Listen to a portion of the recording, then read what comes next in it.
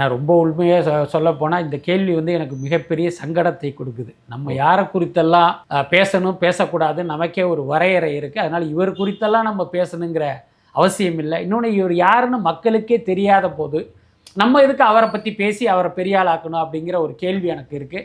But அதே நேரம் சில பேர் அவருடைய பேட்டியை பார்த்த இந்த மக்கள் இவர் பேசுவதை வைத்து ஐயோ இவர் சொல்கிறதெல்லாம் உண்மை போல இருக்குன்னு நினைப்பதற்கு வாய்ப்பு இருக்குது. அதனால ஒரு விளக்கத்தை சொல்கிறேன்.